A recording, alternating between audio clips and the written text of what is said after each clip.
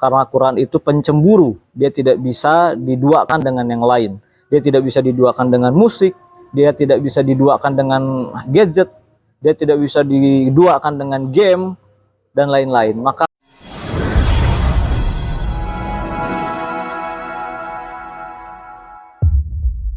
karena hadis yang lain kan segala bercandaan itu adalah batil kecuali bercandaan yang ada dalam 3 hal. Pertama, seseorang yang melatih hewan tunggangannya atau berkuda. Kedua, seseorang yang berlatih memanah. Dan yang ketiga, pasangan suami atau istri yang mencandai pasangannya.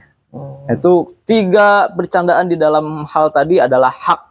Tidak ada kesia-siaan di dalamnya. Maka bercandaan kita, ketawanya kita pada saat berkuda, pada saat memanah, atau dengan istri, itu dinilai pahala oleh Allah Subhanahu wa Ta'ala.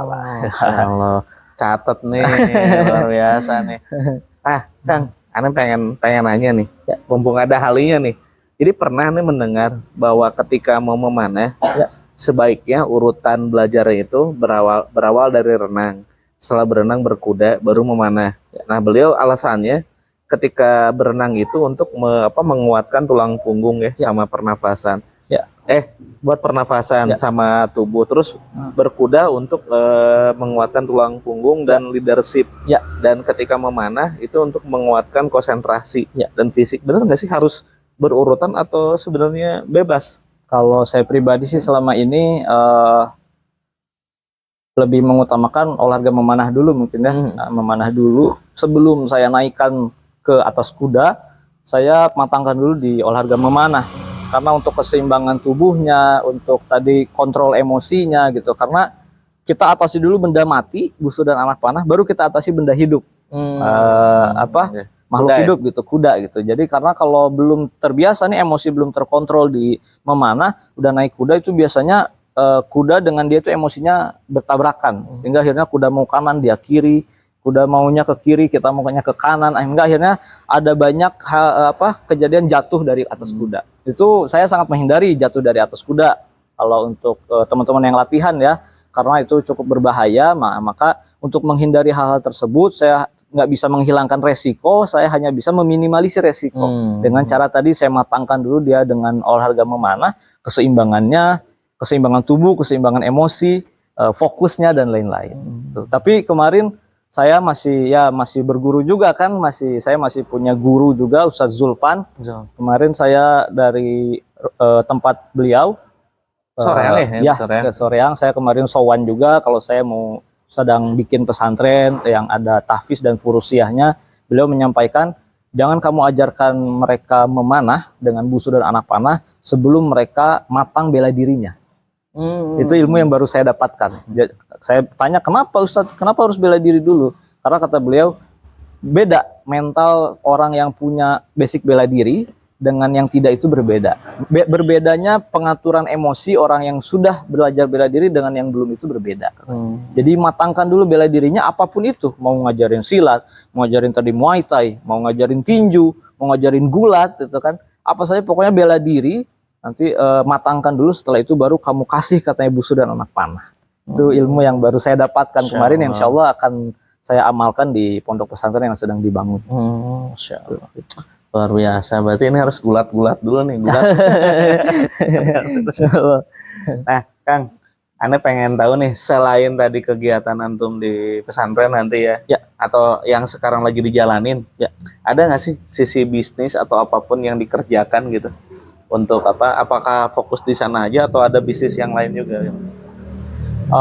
Untuk sisi bisnis ya paling jualan-jualan biasa lah. Saya masih bikin anak panah, bikin busur, itu masih jalan. Alhamdulillah, karena ya di keutamaannya juga kan jelas, sebuah hadis mengatakan 3 orang masuk surga gara-gara 1 anak panah. Pertama orang yang membuatnya, kedua orang yang menyiapkannya, atau tadi orang yang menjualnya, dan ketiga orang memakai anak panahnya itu untuk latihan. 3 orang bisa masuk surga hanya karena 1 anak panah.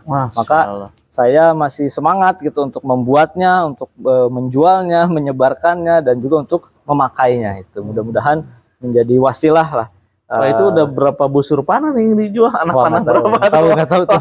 Berapa Wah, dari ini udah awal banyak dulu nih. pas SMA kelas 2 itu waktu masih pesantren saya udah bikin, udah dijual tapi jualnya ke santri-santri lagi, ke adik-adik kelas. Sampai akhirnya lulus ya masih terus sambil belajar ke teman-teman yang lain yang lebih ahli dalam membuatnya. Dulu kan pas awal bikin nggak rapi sama sekali ya. Sampai akhirnya tahu gitu ukurannya gimana, tahu beratnya segimana gitu. Karena selama saya masih melatih, saya masih harus membuat anak panah. Saya masih harus membuat busur. Karena yang saya pahami, busur itu punya karakter, anak panah itu punya karakter. Kalau saya punya murid misalnya, dia orangnya marah-marah, dia emosinya tidak stabil, nanti busurnya ada. Oh. Nah, dia kan nggak bisa beli online, beli langsung jadi, nggak bisa. Nanti karakternya nggak cocok, nanti malah tembakannya nggak akurat-akurat, tekniknya jadi pusing gitu loh. Karena setiap busur itu ada karakter ya, setiap teknik ada peruntukannya. Jadi harus cocok orangnya, tekniknya, alatnya itu harus cocok sesuai si karakternya masing-masing gitu. Ada busur lembut untuk orang yang memang lemah lembut, pendiam gitu. Ada busur yang kasar tadi untuk penembak kasar. Saya pribadi saya masuknya ke ini penembak kasar karena saya menembak di atas kuda, berkuda memanah. Saya mengutamakan kecepatan dan kekuatan, bukan kelembutan dan ketepatan. Nah, kalau pemanah ground yang jarak jauh itu 50 meter, 100 meter, mereka bisa menembakkan anak panah dari jarak yang jauh dengan tepat sasaran karena mereka memiliki teknik yang lembut dan juga ketepatan yang mereka utamakan. Kalau saya menembak jauh-jauh saya nggak bisa. Saya di atas kudanya lari kenceng 10 detik harus finish. Saya menembak sasaran cepat dan kuat. Itu ilmu ada dua jenis gitu ya. Mungkin itu Beda-beda ya. Nah, Ustaz nih, sebelum terakhir nih, Ya. pertanyaan terakhir. Ya. Ada nggak sih pesan kesan antum untuk murid-murid antum yang selama ini kan banyak yang antum pernah muridnya banyak nih dari sisi yang memanah, murid yang belajar Quran segala macam. Ada nggak sih pesan yang mau disampaikan buat Alhamdulillah. mereka? Jangan menghafal Quran itu perjalanan panjang. Jangan sampai mengira bahwa itu hal yang mudah. Kalau kamu dari awal sudah mengira itu hal mudah, bisa jadi kamu menyerah di kemudian hari. Siapkan punggung yang kuat, jangan minta ujiannya diringankan.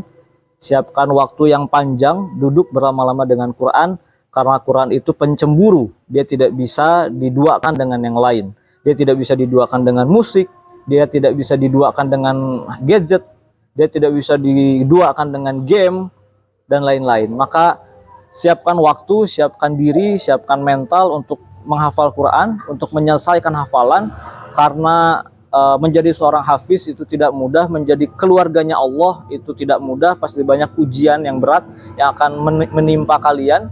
Mudah-mudahan Allah istiqomahkan, jangan sampai menyerah di pertengahan ya, dari memanahnya, dari hafalan Qurannya. Yang saya titipkan istiqomah saja. Insya Allah luar biasa ya, luar biasa nih hari ini. Tumben ya sekarang singkat, jelas, padat nih, luar biasa. Daging semua nih. Waduh. Insya Allah. Atau non pisan ya. Sami-sami. Sudah meluangkan waktu ngobrol. Nanti Anda pengen ngobrol lagi nih, lebih banyak lagi ya. Insya Allah. Mengenai nanti bisa ngobrolnya di pesantren aja di sana. Boleh. Insya Allah. Kapan nih launchingnya? Insya Allah Juni atau Juli. Juni ya, berarti Juli, Syawal ya. Ya. Pas Rayagung ya? Ya. Ada Rayagung. Iya. Oh, Insya berarti Allah. sambil nyate di sana ya. Insya Allah. Mudah-mudahan. Ustaz, non pisan. Sami-sami. Taufik ya, mudah-mudahan buat para teman ayah ini obrolan yang berfaedah. Insya Allah apa-apa yang kita obrolkan tadi bisa menjadi bermanfaat. Bila ada kata yang kurang tepat, mohon dimaafkan ya. Insya Allah yang baiknya dari Allah. Yang kurang-kurangnya itu memang semata-mata dari kita ya. Saja hatur nuhun pisan ya. Terima kasih teman ayah. Jadi nanti kita tunggu episode selanjutnya ini mungkin dengan Kang Rizky lagi nanti. Insya Allah. Kita ngobrolin lebih dalam lagi soal pesantrennya segala Insya Allah. macamnya. Atau dengan Pak Imam Munandar yang udah siap di sini karena tembak. Siap, atau nuhun. Barakallahu fiik. Assalamualaikum warahmatullahi wabarakatuh. Assalamualaikum warahmatullahi wabarakatuh. Nanti san. Sama-sama. Barakallahu.